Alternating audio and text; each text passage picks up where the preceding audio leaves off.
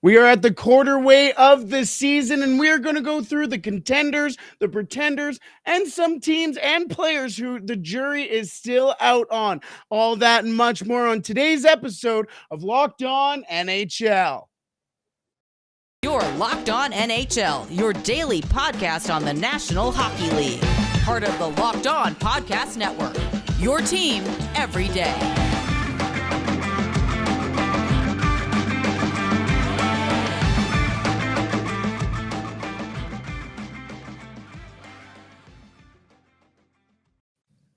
Hello and welcome back to Locked On NHL. It's Western Conference Tuesdays with myself, Brett Holden from Locked On Oilers, and we have a new co-host with me, Dane from Locked On Stars. Dane, how are you doing? Welcome. I'm doing good, Brett. It's nice to be on the national show and here talking the Western Conference on Tuesdays. It's an interesting conference to say the least. Maybe not as noteworthy at times as the East, but still a lot to talk about. And I know especially today when we're talking contenders, pretenders, and kind of where all these teams stand, because I think we have a good idea on most of them, but there's still a few teams that we don't know what they are, and I don't think they know what they are either. That's a good way of putting it. And we're going to try and put, what's always fun, Dane, is labels. We always love putting labels on things. That's kind of our job. And that is what we are going to continue on today with, as you mentioned, the contenders, the pretenders, and the players and the teams that the jury is still out on. Yes, we're a quarter of the way through. I've been mentioning that now during this part of the season, you know what you've got on your team, you know what you need to fix, and now it's just a matter of doing those things. So let's start off with those teams that already have their stuff figured out, and those players as well that already have their stuff figured out. The contenders, the teams that are really blowing it out of the water so far this year. Dane, who's really catching your eyes so far this year? Yeah, and I mean, obviously, I'm a little bit more familiar with the Central Division, so I'll start there, and it'd be easy for me as the host of Locked On Stars to say the Dallas Stars, and I think they certainly belong in this conversation as well. But you can't really talk about this season and talk about the teams that are seeming to be legit if you have to mention the Winnipeg Jets, which as someone who follows the Stars so closely, stings a little bit to say, or is at least very confusing given who their coach is and given kind of who's on their roster. I mean, it's a good roster with, a good mix of young talent, but also some older veterans that are still leading the way. And it seems like Rick Bowness, who's the coach there now, has kind of come in and transformed this locker room and somewhat transformed this organization. And they find themselves at the top of the Central Division, which I don't think too many people expected, as we're 2 weeks away from Christmas. And I mean, sooner or later, the season's going to reach a halfway point. We're going to get into the spring. And so the question really is for them, can they maintain what they've done? And really what they've done is find a way to win games and find a way to be competitive despite not having the most explosive offense in the league. But they really do have some great goaltending. Connor Hellebuck, who's won a Vezina Trophy before, is maybe having an even better season this time around than he did when he won that Vezina Trophy. And so you talk about contenders and teams that seem to be legitimate. I think the Winnipeg Jets, skyrocket to the top of that conversation just because I think a lot of people expected them to cool down. They kind of got off to a hot start, but here they are on December 13th and first place in the division, 37 points. And they seem to be in a really good place right now. Yeah, you mentioned at the start of the season, I don't think a lot of people would have had Winnipeg where they were. They took the captaincy away from Wheeler. There was a lot of even before the season started, before the new coaching change, when Scheifele's going out there and going, well, I have to talk to my agent and see what's going on.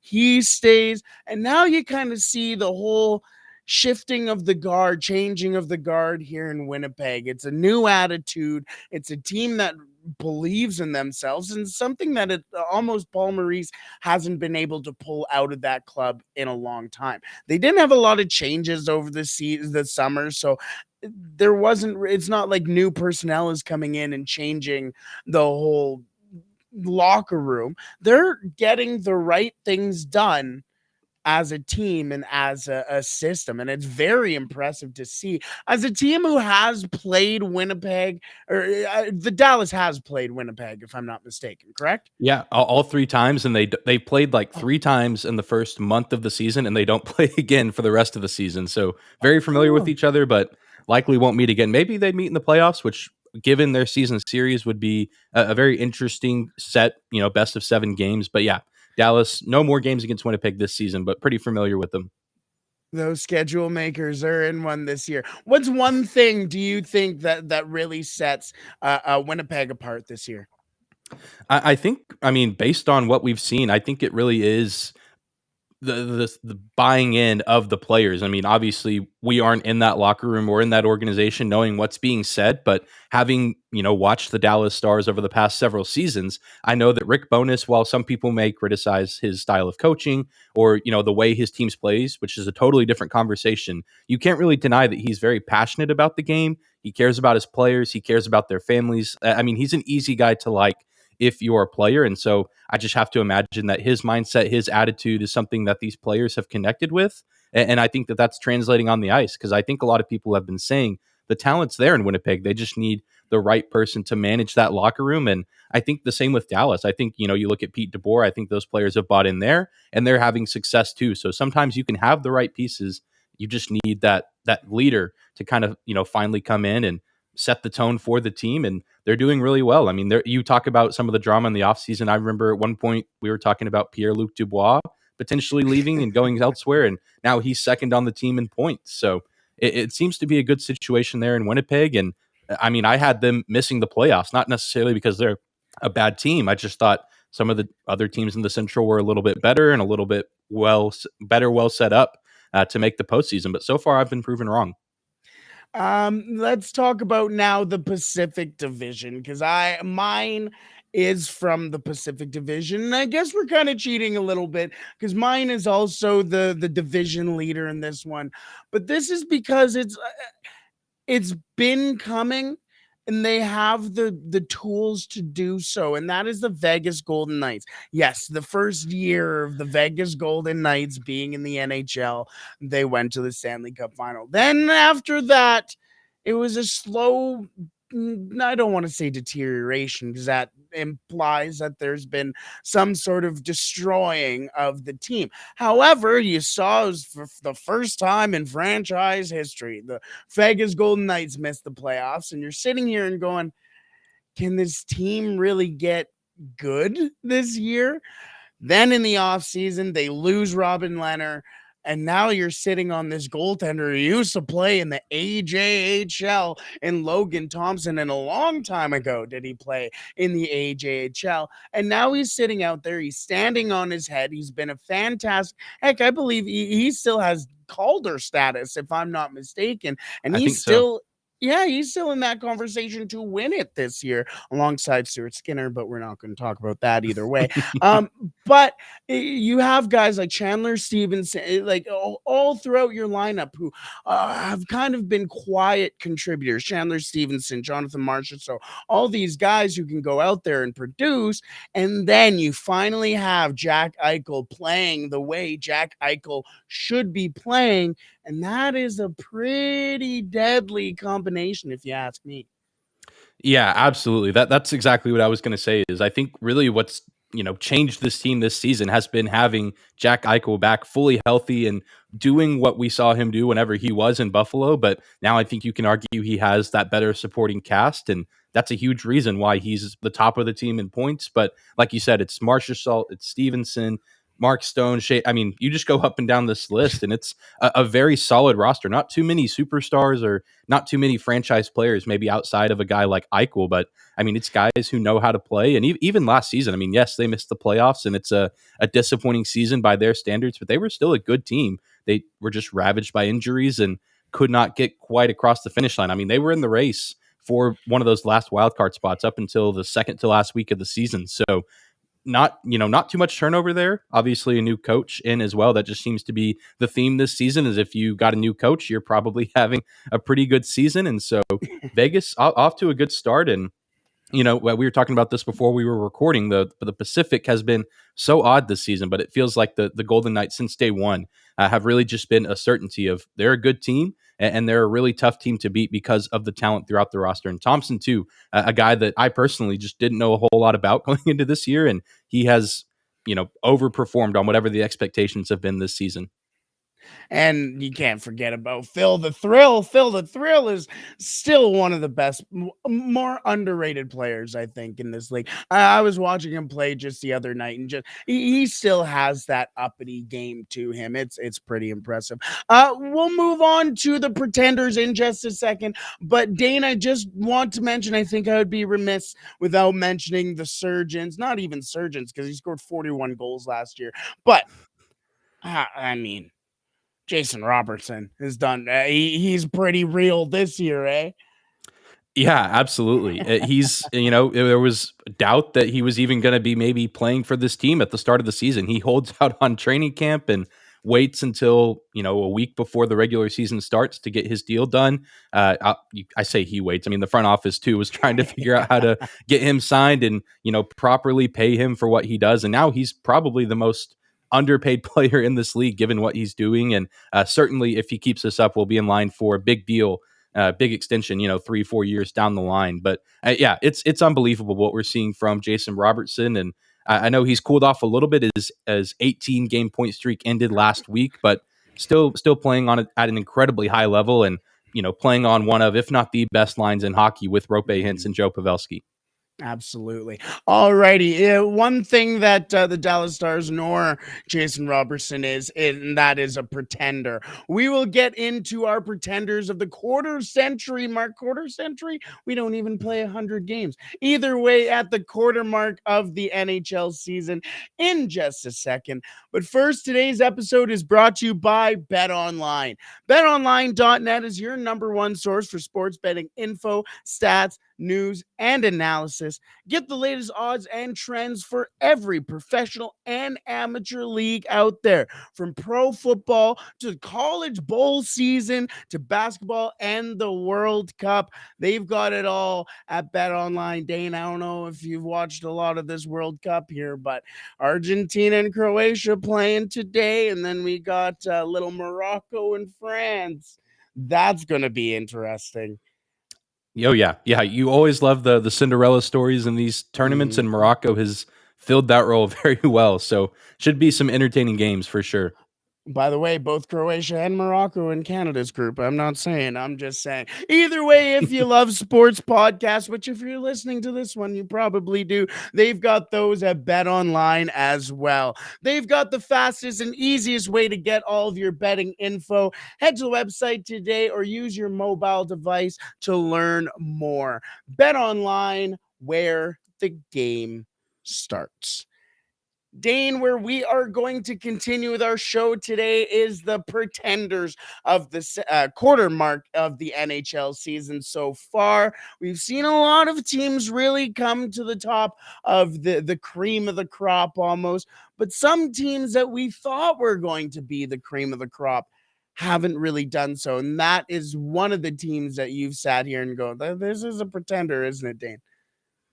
Yeah, and again, sticking with my side of things on the Central, there's a couple ways that I could have gone here, and there's one team that I'll probably talk about in the next segment about we still don't really know, who almost could have made this cut, but I think they're finally starting to turn the corner. But for this time around, I will go ahead and talk about the St. Louis Blues, a team that made it to the second round last season, played Colorado pretty hard. And it's not to say that they're necessarily a bad team this season. I just think that they're underperforming, based on what the expectations were for them this season, which was to be a pretty solid team. I mean, they re-sign Robert Thomas, and Jordan Kyrou gets a new deal in the offseason. I mean, they bring back a ton of their talent. Jordan Bennington was still expected to be, a top goaltender in the league, and he's taken a little bit of a turn and also has just become kind of a villain this season with some of his antics that don't involve stopping the puck from going into the net. And so, not to say that they're, an awful team, but tied for fifth in the division with Nashville at only 27 points. They had that 8-game losing skid at one point in the season. And there's, of course, a lot of time to turn it around. But I mean, if you're a Blues fan and you follow the team, maybe you have a little bit more insight on it for, what is going on exactly with this team, but the Stars have only played them once this season, and they just didn't look all that great. Not a bad team, not a great team, though. It seems like if they kind of keep on this pace, they might could flirt with the playoff spot, but I think ultimately, if they keep doing what they're doing, they might miss out this season. And you kind of hit the nail on the head. I think what it is that St. Louis has been easy to play against, and that's not something that you've been able to say about the Blues for the last couple of years. You mentioned Binnington, he hasn't been the same. They moved on from Husso, so it's not like they have a whole bunch of goaltending display going on right now. Their defense has been shoddy. I mean, Robert Thomas is their leading scorer right now, but Robert Thomas hasn't been fantastic this year either. 6 goals, 12 primary assists, 7 of them coming coming as a secondary assist for him. So you sit there with those 19 assists and 6 goals, and you wonder who else can help contribute here. Jordan Kyrou, 23 points for the I don't I sit here and I look at their club, and there's no real star power anymore. Tarasenko isn't the same Tarasenko as he's been in years past. There's Robert Thomas, we've already mentioned him, who's doing all that he can, but Ryan O'Reilly went goalless in the first how many games? Got his first goal this season against the Edmonton Oilers in Edmonton, and then after that he didn't score his next goal for another X amount of games. There's just not a lot of support going on for St. Louis. Yeah, no, it's really tough to see because again, you come into this season expecting them to be pretty decent, a tough team to play against at least, and you haven't gotten that. And now they're sitting in out of a playoff position, 6th in the Central, only above Arizona and Chicago. That's really saying something, isn't it? Right. Yeah, it's so odd, and I mean that's just how sports work sometimes. I mean, this is a very similar team to what they had last year. Like you said, Ville Husso leaves in the offseason and David Perron goes and joins the Red Wings. But I mean, you Yeah. don't really think that those guys are the difference makers on the team, especially Husso, because he was more the backup to Binnington. But now we've seen even in Detroit that he seems to be a legitimate starting goalie, and so it's so odd to see. I mean, especially just with how good they've been since winning the cup. I mean, sometimes you'll see teams take a step back, and obviously the Blues haven't been back to the Stanley Cup Finals since winning in 2019, but they've still been a threat and they've still hung around. But and a lot of these guys, a lot of their older players, kind of near the end of their contracts, and I mean, who knows what this team's going to look like next season? And it kind of felt like going in that this would be one last hurrah for this core before they kind of start to officially usher in this next generation where Kyrou and Thomas are the faces of this team, and guys like Tarasenko and O'Reilly are kind of on their way out. So I don't think it's been the season that Blues fans or even the team has wanted up to this point. But as weird as it is to say, it feels like we're seeing them maybe be a little bit of a pretender this season, and they might stick around the middle of the pack in this Central Division when it's all said and done. Ville Husso currently tied for the league lead in shutouts with Connor Hellebuck with 3. So yeah, maybe a goaltender the Blues would have liked to keep hold on to here. Now for me, I'm gonna have 2. One's gonna be a little bit of a cheat because you're gonna take a look at them in the standings and go, what are you talking about? But I'll leave that one for the second. The first pretender for me right now, and that's the Vancouver Canucks. He came in here. They brought in Ilya Mikheyev. They brought in Andrei Kuzmenko. I mean, you got to believe in Bruce. And none of that has happened. None of that has happened. I mean, to start the season, they have had the record amount of games where you lead and go on to lose, which is genuinely impressive. I don't know why we're vilifying them because that is an impressive feat, if you ask me. But I mean, you got guys like Quinn Hughes, Elias Pettersson, Brock Besser, who's having an underrated year, I would say. I think he has been a victim of the media, the Canadian media, especially. I think you go out there and see him play, and it's pretty he goes out there trying. This is the issue: is that Brock Besser is out there playing for another team. He's playing to get a different team right now to play for. He's trying to get a trade. Let's be real here. Um, but that's the issue, is that there's a lot of guys on this team that are doing the same thing. Bo Horvat, who now news is coming out over the last couple of days, is that he's rejected the final offer sent to him by Vancouver. A guy who is named the captain after the Sedins were the captain of the organization. That is not an easy thing to be handed and to be given and earned, I should say, because that is what Bo Horvat did, is earn that captaincy. But everything around him has started to come down. The ownership, I don't know if Alvin knows what he's even doing. And it seems like everybody in the front office is trying to push Bruce Boudreau out of the organization. And everything that we talk about when it comes to the Vancouver Canucks is off the ice. Then the on the ice is secondary. What is the issue with the Vancouver Canucks? It really beats me. I mean, I'm right there with you. Of On paper, it really seems like things should be working out. And I mean, I don't think anyone expected them to be top of the Pacific Division, but I don't think anyone expected them to be sixth. Right now, only above the Ducks and the Sharks, who were both expected to be at the bottom of that division this season. I mean, I think it's similar.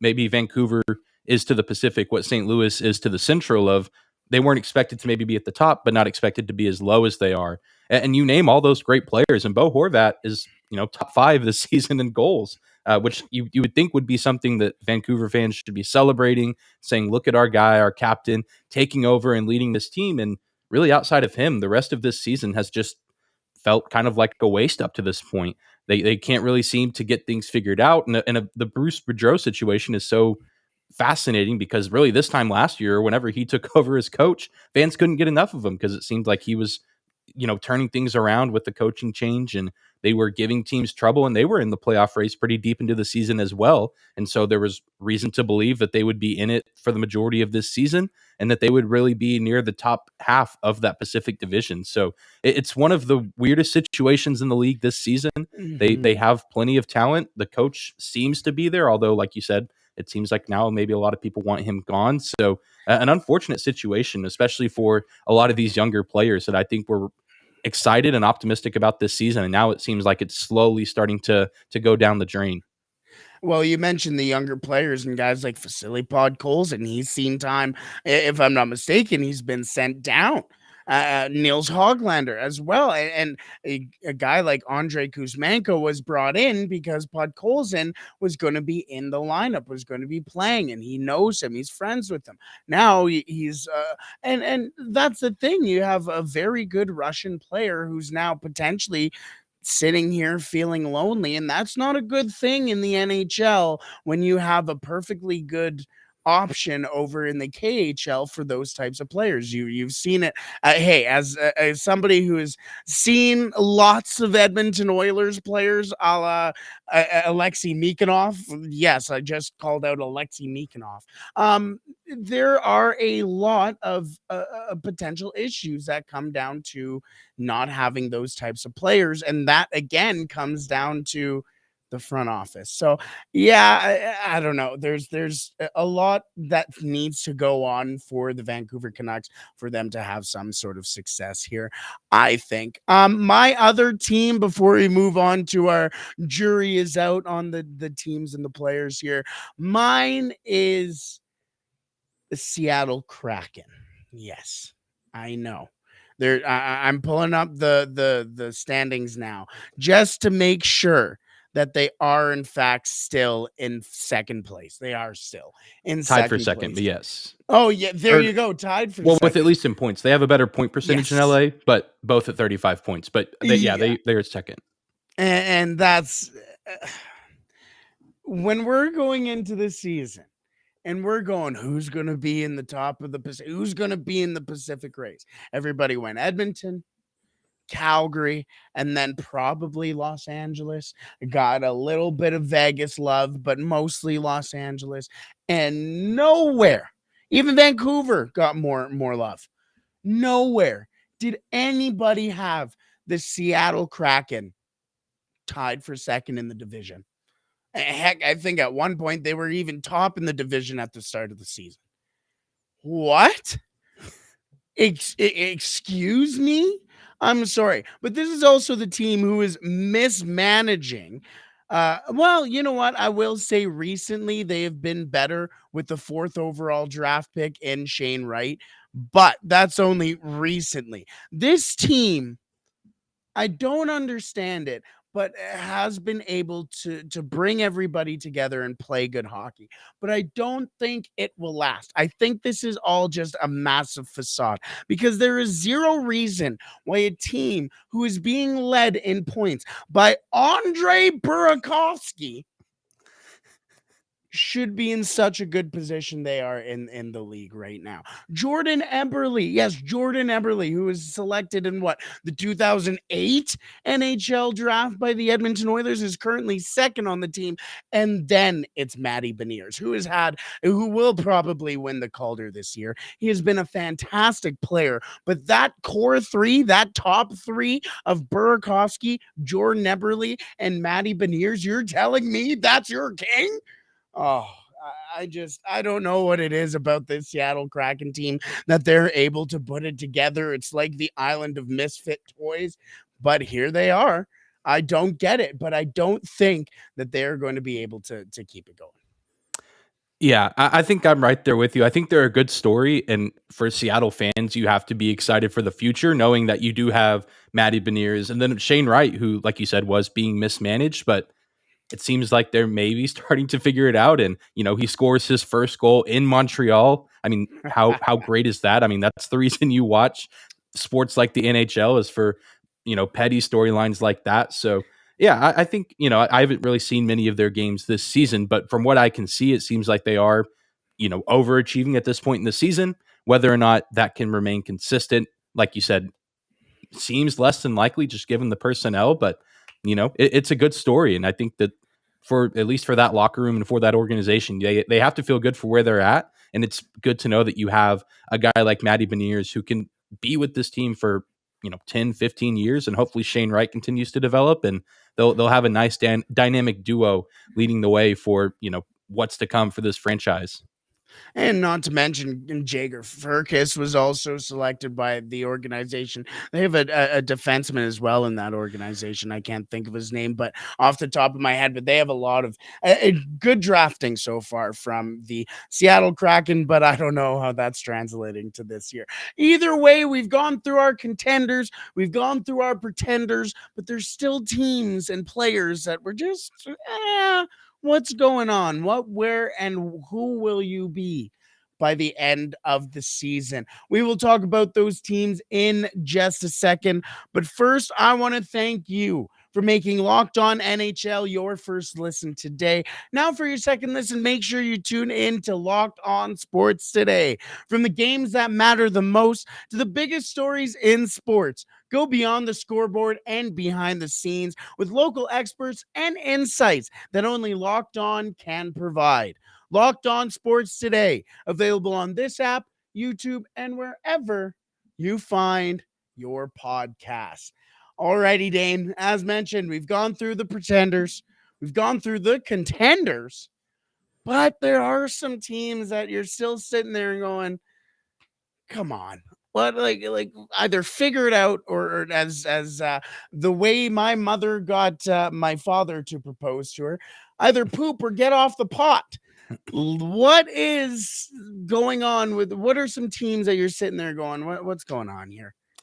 Yeah, I mean, there's quite a few teams you could talk about in this boat of we don't really quite know what they are yet, just because they're what we've seen from them. Their output has been wildly inconsistent, and I use the word wildly intentionally because that's the team I want to talk about. The team from Minnesota. I know getting a win last night, I believe, over the Oilers in a pretty close contest, if I'm not mistaken. Yep. I know you would have a little bit more knowledge on that than me. Just woke up this morning and saw that they gutted out a pretty big win, but now they find themselves third in the Central Division, which is a pretty big jump. They were one of the teams in the Central, kind of like St. Louis, that got off to a slow start this season, but slowly but surely they've started to seemingly figure things out and kind of trend in the right direction at 15, 11, and 2. Like I said, third in the division, but only behind Winnipeg and Dallas, but above Colorado, only by 2 points. But still, I mean, while Colorado has all these injured players, if you're a team like Minnesota, you want to try to distance yourself from a team like the Avs, because once they get all those players back, they're bound to be deadly. But the Wild are just such a bizarre team this season. They, of course, have Kirill Kaprizov. They have Matt Zuccarello.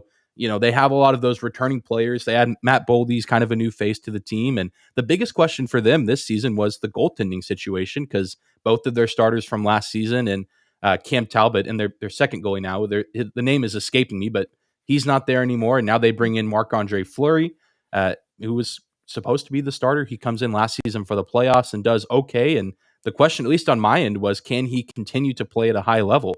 Because we know that Marc-Andre Fleury is one of the best goalies of this recent generation, but Father Time always catches up and eventually takes over, especially for an NHL goalie. And as they continue to age, the body wears down. And it's been up and down with Marc-Andre Fleury this season, but I think he's really starting to continue to find his game despite being in his upper 30s, and that's a huge reason for their success, on top of the scoring that they are getting from Kirill Kaprizov, 17 goals and 18 assists on the season. So I mean, they're just a weird team. I don't think they're great. I think they maybe could reach that level depending on maybe what they do around the trade deadline and if they continue to stay healthy. But they're also have found a way to overcome some early season adversity, which I think says a lot about their group. And they're not going to be an easy out any night. I know the Stars have already played them once this season, and they know that good and well in an overtime shootout game. And any team that plays the Wild and has them on their schedule, whether it's a home game or an away game, that's not an easy outing. And if they can make it to the postseason, I think it'll be the same way, even if they're not one of the higher seeded teams. It's not a team that you necessarily want to go into a deep 7-game series with. Kaapo Kakkonen was the goaltender. Yes, I knew it had a K in there somewhere. Yeah, and actually a ton of them. But yes, that's true. That's true. And you're right, though. Goaltender who kind of came out of nowhere for the Minnesota Wild. He ends up getting shipped off to San Jose, and now you're sitting there without Cam Talbot, without Kakkonen. They get Fleury at the deadline last year, if I'm not mistaken. And finally, you're sitting there going, okay, fine. We got a goaltender, and he's done very well. Matt Boldy, I think, is the most underrated player in the NHL. I had to think about it and think of other players, but Matt Boldy can produce at a clip and at the same time take over games. That's exactly what he did against the Edmonton Oilers just last night. A goal and an assist in a game that only saw 3 total goals, 2 of which for the Minnesota Wild. Chipped in on both of them. And he can really play a strong 200-foot game. He's a smart player. And I think he needs to get more love, Dane. I do. I love Matt Boldy. But yeah, they are a very up and down team. Do I think maybe a little bit of their schedule plays into that? A little bit. They just had to go from Edmonton on Friday, play Edmonton, play Vancouver on the Saturday and hockey night in Canada the following night, and then fly back to Minnesota and play the Edmonton Oilers. So they win 2-1 in that one. They won 3-0 against Vancouver, and they lost 5-2 against the Oilers in their last 3 games.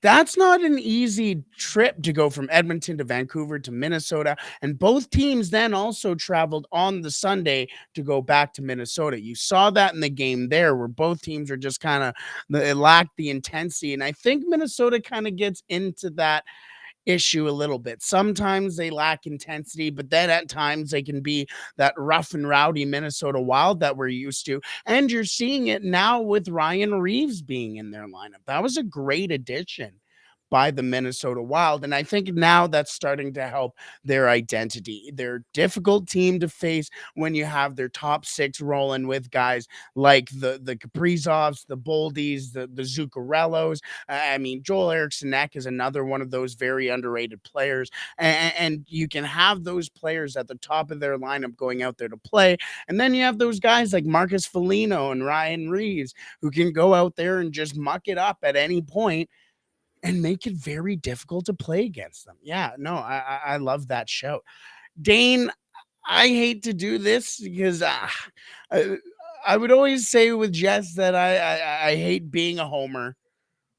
and I hate bringing up the Oilers or the Flames, but I'm gonna say it. I think the team that the jury is still out on is the team that a lot of people had topping the Pacific Division this year, and that is the Edmonton Oilers.